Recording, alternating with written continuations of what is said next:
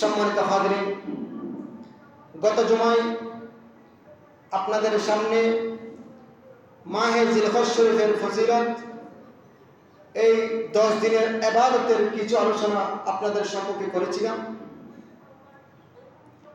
আর আমাদের সামনে রয়েছে আরাফাতের দিন, কুরবানি, ঈদ উল আজহা, অনেকগুলো ইবাদত আমাদের সামনে রয়েছে। বিশেষ করে ইয়মুল আরাফা, আরাফা দিনের কথা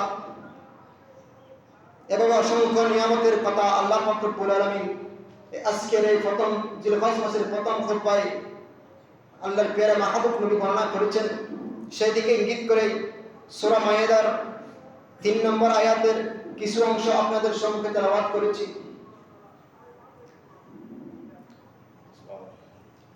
আজকে জিলহজ মাসের 4 তারিখ, আগামী বৃহস্পতিবার 10 তারিখ কুরবানির দিন, আর বুধবার 9 জিলহজ আরাফাতের দিন। প্রত্যেকে বলুন আলহামদুলিল্লাহ। 8 তারিখ থেকে হজের কার্যক্রম শুরু হয়ে যাবে।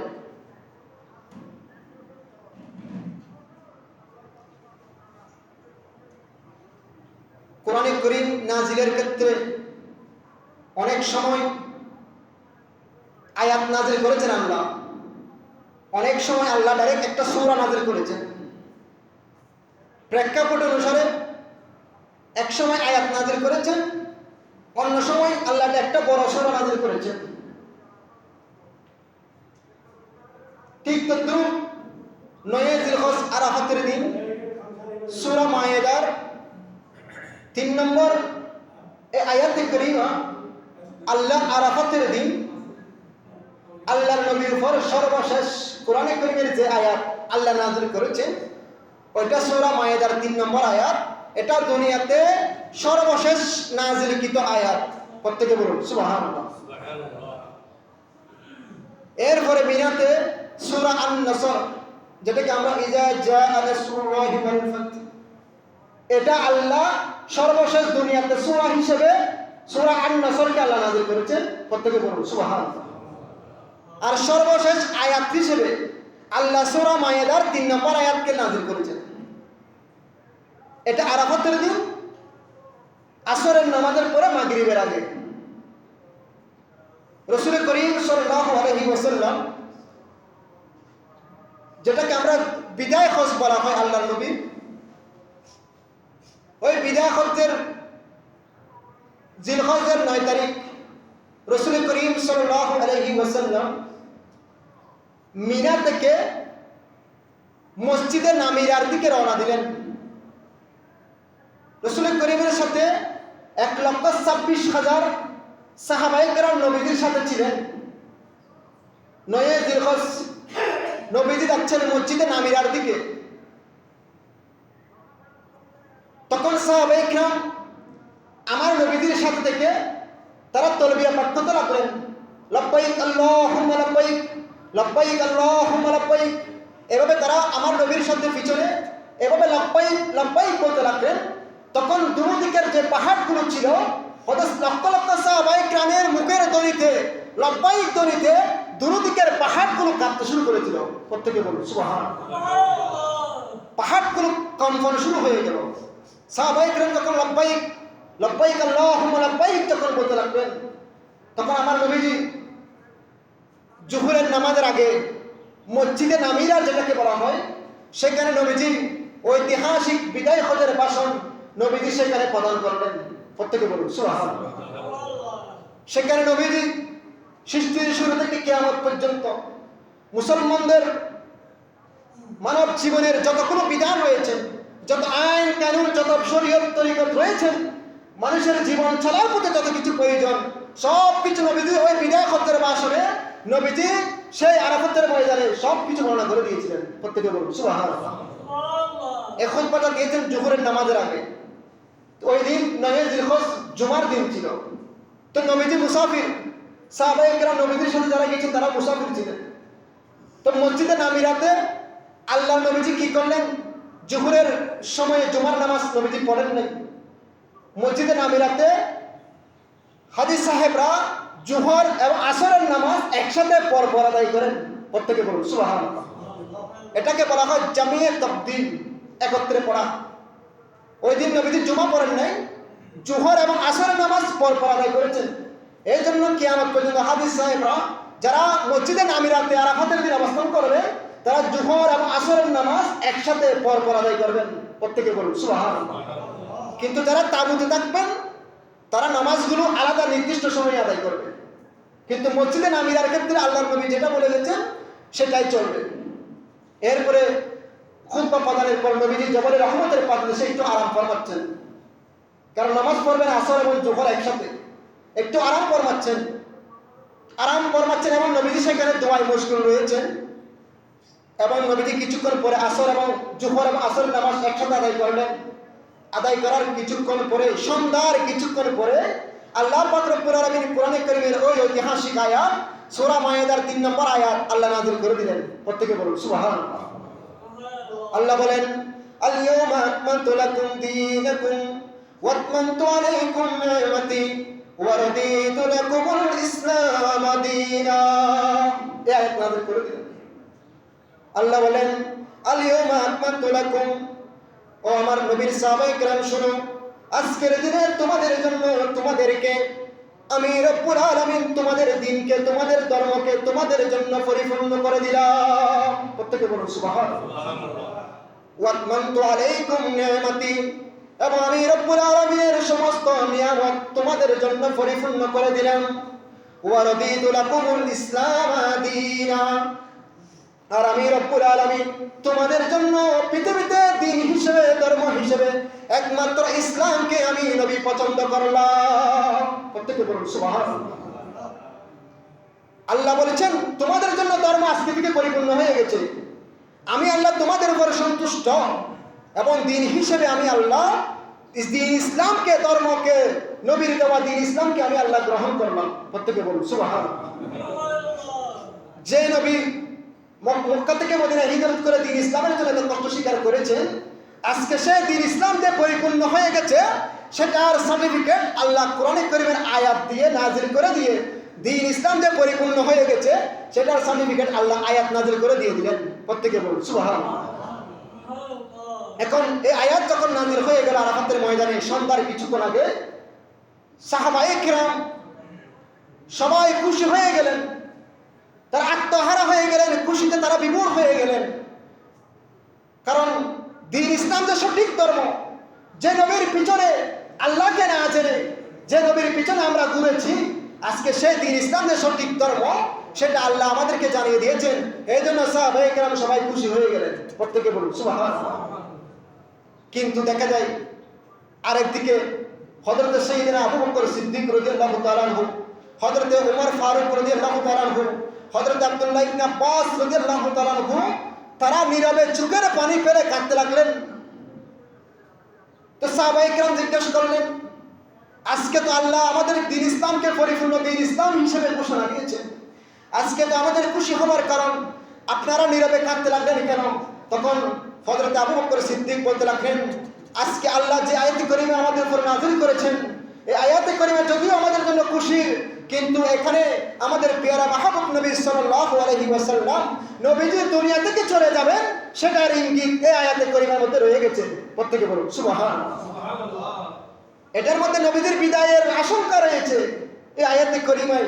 সেই জন্য আমরা খুশি না হয়ে নবীর বিচ্ছেদের আশঙ্কায় আমরা কান্নাকাটি করছি। প্রত্যেকে বলুন সুবহানাল্লাহ। যখন এই আয়াতে কারিমা নাযিল হওয়ার 81 দিন পরে আল্লাহর নবী দুনিয়া থেকে ফরদা করলেন। এই আয়াত নাযিল হওয়ার 81 দিন পর রাসূল করিম সাল্লাল্লাহু আলাইহি ওয়াসাল্লাম দুনিয়া থেকে ফরদা করলেন। এই আয়াতে কারিমা মিনাতে না, আরাফাতের ময়দানে নাযিল হয়েছে। এই আয়াতে কারিমা নাযিল হওয়ার অনেক দিন পরে যখন ফারুক আজমের শাসনামল চলতেছে, তখন একজন ইহুদি ফারুক আজমকে জিজ্ঞেস করলেন, ও আমিরুল মুমিনিন উমর রাদিয়াল্লাহু তাআলা আনহু, তোমাদের কোরআনের মধ্যে এমন একটি আয়াত আছে, এরকম একটি আয়াত যদি আল্লাহ আমাদের ধর্মের উপর নাযিল করত, ইহুদি বলতেছে, তাহলে আমরা ঈদ উদযাপন করতাম, খুশি করতাম, কিন্তু তোমাদেরকে তো ঈদ করতে দেখি না, তোমরা আনন্দ হও না, কারণ কি? তখন ফারুক আজম বললেন, ওই ইহুদি, ও আয়াত কোনটা যে আয়াত কারণে তোমরা খুশি উদযাপন করতে, সে আয়াত কোনটা? তখন ইহুদি বলতে লাগলো, এই আয়াত হলো আল-ইয়াওমা আকমালতু লাকুম দীনাকুম ওয়া আতমামতু আলাইকুম নি'মাতি ওয়া রাদিতু লাকুমুল ইসলাম দীনা। ইহুদি বলতেছে এই আয়াত। তখন ফারুক আজম বললেন, ওই ইহুদি শোনো, এই আয়াতে করিমা কখন নাযিল হয়েছে? ওই আয়াতে করিমা কোন সময়ে নাযিল হয়েছে? ওই আয়াতে করিমা যখন নাযিল হয়েছে নবীজি কখন ছিলেন? সব কিছু আমার মনে আছে। হয়তো এই আয়াত যেদিন নাযিল হয়েছিল এই দিন আমাদের জন্য দুইটা ঈদের দিন ছিল। প্রত্যেকে বলুন সুবহানাল্লাহ। একটা দিন ছিল জুমার দিন, ওইটা জুমার দিন আমাদের জন্য ঈদের দিন, হয়তো এই আয়াত জুমার দিন নাযিল হয়েছে। আর একটা হচ্ছে আরাফাতের দিন, আরাফাতের দিনও আমাদের জন্য ঈদের দিন, হয়তো এই আয়াত যেদিন নাযিল হয়েছে ওই দিন আমাদের জন্য দুইটা ঈদের দিন। প্রত্যেকে বলুন সুবহানাল্লাহ। সুতরাং ওই আরাফাতের দিন যে আয়াত নাযিল হয়েছে ওই আরাফাতের দিনও আমাদের জন্য ঈদের দিন। প্রত্যেকে বলুন সুবহানাল্লাহ। তো আরাফা কেন বলা হয়? হযরত আদম আলাইহিস সালামকে আল্লাহ যখন বেহেশত থেকে বের করে দিলেন, তখন আদম আলাইহিস সালামকে হিন্দুস্তানে পাঠালেন, হযরত হাওয়া আলাইহিস সালামকে জেদ্দার মধ্যে পাঠালেন। তখন তারা পরস্পরকে খুঁজতে লাগলেন দুনিয়াতে এসে। খুঁজতে খুঁজতে তারা দুজনের যে জায়গায় মিলিত হয়েছে, হয়তো ওই জায়গার নাম ছিল আরাফা। আরাফা মানে পরিচিত হওয়া। তো যে জায়গায় এসে দুজন মিলিত হয়েছে, পরিচিত হয়েছে, এই জন্য ওই স্থানের নাম আরাফা। প্রত্যেকে বলুন সুবহানাল্লাহ। আরাফা মানে পরিচিত হওয়া, ওই কারণে ওই স্থানের নাম আরাফা এবং ওই দিনের নাম আরাফাতের দিন। প্রত্যেকে বলুন সুবহানাল্লাহ। এবং ওই দিন হযরতে নাফে হযরত ইবনে উমর থেকে বর্ণনা করেছেন যে আমি রাসূল পাককে বলতে শুনেছি, তিনি বলেন আল্লাহ তাআলা আরাফাতের দিন রহমতের দৃষ্টি দান করেন, রহমতের দৃষ্টি দান বান্দাদের প্রতি। হয়তো যার অন্তরে বিন্দু মাত্র ঈমান থাকবে আমার আল্লাহ অবশ্যই তাকে ক্ষমা করে দিবে। প্রত্যেকে বলুন সুবহানাল্লাহ। তখন ইবনে উমর রাদিয়াল্লাহু আনহুকে জিজ্ঞেস করলাম, এই ক্ষমা কি সকল ঈমানদার নাকি যারা আরাফাতের ময়দানে থাকবে তাদের জন্য? তখন তিনি উত্তরে বলেছেন, এই ক্ষমা পৃথিবীর সকল ঈমানদারের জন্য। প্রত্যেকে বলুন সুবহানাল্লাহ। এবং আরাফাতের দিন উম্মুল মুমিনিন মায়েশা হাদিস বর্ণনা করেছেন, ক্বালা নবী সাল্লাল্লাহু আলাইহি ওয়াসাল্লাম, মা মিন ইয়াউমিন আকসারা মিন আইয়ুতাকাল্লাহু ফীহি আবাদান মিনান নার মিন ইয়াউমিন আরাফা। আল্লাহর নবী ইরশাদ করেছেন, আরাফাতের দিনে জাহান্নামের চেয়ে কোনো মুক্তি, জাহান্নাম থেকে মুক্তি দানের চেয়ে অন্য কোনো দিন নেই। এরকম জাহান্নাম থেকে আল্লাহ মুক্তি দেন আরাফাতের দিন। প্রত্যেকে বলুন সুবহানাল্লাহ। আবার আমার নবী আরো বর্ণনা করেছেন, ক্বালা সিয়ামু ইয়াউম আরাফা আহতাসিবু আলাল্লাহ আইয়ুকাফিরা আস-সানাতা আল্লাতী ক্বাবলাহু আল্লাতী বা'দাহু। কেউ যদি আরাফাতের দিন রোজা রাখে, আমার আল্লাহ তার এক বছর আগের, এক বছর পরের গুনাহ আমার আল্লাহ ক্ষমা করে দিবেন। প্রত্যেকে বলুন সুবহানাল্লাহ। তো আরাফাতের দিন কখন? 9 জিলহজ, বুধবার। আমাদের দেশে যে তারিখ 9 তারিখ, ওইটা হচ্ছে আমাদের জন্য আরাফাতের দিন। আর আমাদের একদিন আগে যেখানে সৌদি আরবে যারা 8 জিলহজ তাদের জন্য দিন, অর্থাৎ তারিখটা হচ্ছে মেন। আল্লাহ কোরআনে বলেছেন, ইয়াসআলুনাকা আনিল আহিল্লা কুল হিয়া মাওয়াকিতু লিন-নাস। ইয়া রাসূলুল্লাহ, আপনাকে চাঁদ সম্পর্কে জিজ্ঞেস করবে, তো আপনি তাদেরকে বলে দিন এই চাঁদের সাথে মানুষের ইবাদতের সম্পর্ক, মানুষের মেয়েদের ইদ্দতের দিনের সমস্যা, মানুষের খরচ যতগুলো ইবাদত বندگی রয়েছে সব কিছুর সাথে চাঁদের সম্পর্ক। প্রত্যেকে বলুন সুবহানাল্লাহ। এজন্য যারা আরাফাতের দিন ওখানে থাকবেন তাদের চাঁদের হিসেবে তাদের জন্য 9 তারিখ যে দিন, সেটা তাদের জন্য আরাফাতের দিন। আর আমাদের যেখানে যে দেশে যে দিন চাঁদ উদিত হবে যে তারিখ, সেই দিন আমাদের জন্য আরাফাতের দিন। সুতরাং আমাদের জন্য আরাফাতের দিন হচ্ছে বুধবার 9 জিলহজ। ওই দিন রোজা রাখবেন। আর যদি পারেন 1 তারিখ থেকে 9 তারিখ পর্যন্ত 10 দিন রোজা রাখেন। 10 দিন তো 10ম দিন রোজা রাখা হারাম, প্রথম 9 দিন রোজা রাখেন। কিন্তু আরাফাতের দিন হাজী সাহেবরা রোজা রাখে না, তাদের জন্য রোজা না রাখাই মুস্তাহাব, কারণ তাদেরকে ওই দিন ইবাদত করতে হবে আরাফাতের ময়দানে। ওই জন্য হাজী সাহেবরা ইবাদতের জন্য তারা সেখানে রোজা রাখে না। যারা পারে তারা রাখে, যারা পারে না তারা রাখে না, কারণ ওই দিন আপনার ইবাদত করার সময়। এটা একটা মুস্তাহাব, এটা নফল ইবাদত, এটা নফল রোজা। কিন্তু আপনি আরাফাতে অবস্থান করা এটা খুব আপনার ফরজের অন্তর্ভুক্ত। ইহরাম বাঁধা, আরাফাতের ময়দানে অবস্থান করা, তাওয়াফে জিয়ারত করা এগুলো হজের ফরজ। আপনি ফরজ করতে গিয়ে যদি রোজা রাখেন, তাহলে নফল রোজা রাখতে গিয়ে আপনার ফরজের ঘাটতি পূরণ হবে না, আপনি যে উদ্দেশ্য হজে গিয়েছেন সেটা আদায় হবে না। এই জন্য যারা পারেন আরাফাতের দিন রোজা রাখবেন, যদি পারেন 8 তারিখও রাখবেন, 9 তারিখও রাখবেন, কারণ এই 9 দিনের রোজার অনেকগুলো ফজিলত রয়েছে। আল্লাহ আমাদেরকে আমল করার তৌফিক দান করুন, প্রত্যেকে বলুন আমিন। এবং রাসূল করিম সাল্লাল্লাহু আলাইহি ওয়াসাল্লাম বলেছেন যে আরাফাতের দিন, কুরবানির দিন এবং আইয়ামে তাশরিকের দিনগুলো মুসলমানদের জন্য ঈদের দিন, প্রত্যেকে বলুন সুবহানাল্লাহ। এই দিনে 10, 11, 12, 13, 14 এই 4 দিন রোজা রাখা হারাম, এই 4 দিন রোজা রাখা হারাম। আর একটা ঈদুল ফিতরের দিন, বছরে 5 দিন রোজা রাখা হারাম। ওই দিনগুলো হচ্ছে ফানাহারের দিন। আল্লাহ আমাদেরকে আমল করার তৌফিক দান করুন, প্রত্যেকে বলুন আমিন। আর একটা হচ্ছে আইয়ামে তাশরিক, জিলহজ্জের 9 তারিখ ফজর থেকে 13 তারিখের আসর পর্যন্ত আমরা ফরজ নামাজের পরে আল্লাহু আকবার, আল্লাহু আকবার, লা ইলাহা ইল্লাল্লাহ, আল্লাহু আকবার, আল্লাহু আকবার ওয়ালিল্লাহিল হামদ এভাবে তাকবীর পাঠ করি ফরজ নামাজের পর। এটা জিলহজ্জের 9 তারিখ ফজর থেকে 13 তারিখের আসর পর্যন্ত 63 ফরজ নামাজের পর একবার উচ্চস্বরে তাকবীর পাঠ করা ওয়াজিব, 3 বার পড়া হচ্ছে উত্তম, প্রত্যেকে বলুন সুবহানাল্লাহ। আল্লাহ বলেছেন ওয়াজকুরুল্লাহ ফি আইয়ামিন মা'দুদাত, তোমরা নির্দিষ্ট কয়েকদিন বেশি করে আল্লাহর জিকির করো। তো নির্দিষ্ট কয়েকদিন মানে মুফাসসিরিনে কেরাম ব্যাখ্যা করেছেন, এখানে নির্দিষ্ট কয়েকদিন মানে 9 তারিখ থেকে 13 তারিখের আসর পর্যন্ত এই দিনগুলো নির্দিষ্ট সময়ে তোমরা নির্দিষ্টভাবে আল্লাহর জিকির করো, প্রত্যেকে বলুন সুবহানাল্লাহ। তাকবীর সালাম ফিরানোর পর পড়া এটা হচ্ছে ওয়াজিব। এখন কেউ যদি সালামের পর তাকবীর না পড়ে মসজিদ থেকে বের হয়ে যায়, অথবা উযু নষ্ট করে ফেলে, অথবা ইচ্ছাকৃত গিয়ে বাইরে গিয়ে তাকবীর না পড়ে নাই, আলাপ আলোচনা শুরু করে দিয়েছে, তাহলে সে গুনাহগার হবে। কিন্তু ভুলবশত যদি মসজিদ থেকে বের হয়ে যায়, তাহলে সে যখন স্মরণ হবে তখন পড়ে নিতে হবে, প্রত্যেকে বলুন সুবহানাল্লাহ। আর যারা একা নামাজ আদায় করে, একাকী জামাত নামাজ পায় নাই, তাদের উপর তাকবীরে তাশরিক এটা পড়া ওয়াজিব নয়, একাকী নামাজ পড়ার উপর। যদি পড়ে তবে উত্তম, প্রত্যেকে বলুন সুবহানাল্লাহ। আর পুরুষের জন্য উচ্চস্বরে তাকবীর পাঠ করবেন, আর মহিলারা নিচু স্বরে ঘরের মধ্যে তাকবীর পাঠ করবে। আর একটা হচ্ছে কোরবানির দিনগুলোতে, এগুলো সবসময় বলা হয়, তারপরে বলতে হয় কুসংস্কারগুলো এখন আমাদের সমাজে রয়ে গেছে। অনেকে বলে কোরবানির সময়ে নির্দিষ্ট 10, 11, 12, 13 এই দিনগুলোতে মুরগি জবাই করা যাবে না। এটা হচ্ছে কোরবানির নিয়তে। আপনি যদি বলেন আমি কোরবানির নিয়তে মুরগি জবাই করলাম, তখন এটা জায়েজ নয়। আপনি খানা পিনা খাওয়ার জন্য মুরগি জবাই করতে পারবেন, কোনো অসুবিধা নেই।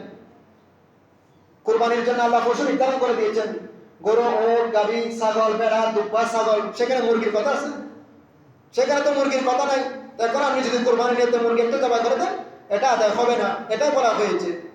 এটা নয় যে আপনি শুধু মুরগি জবাই করতে পারবেন, এটা নয় আপনি মুরগি জবাই করতে পারবেন কোরবানির নিয়ত ছাড়া।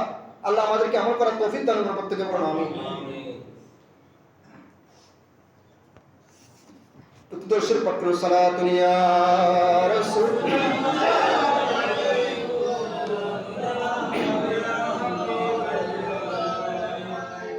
আবার অনেকেই কোরবানির পশু ক্রয় করতে ঘর থেকে বের হবেন, এগুলো অনেক ফজিলত আমি সব সময় বলি।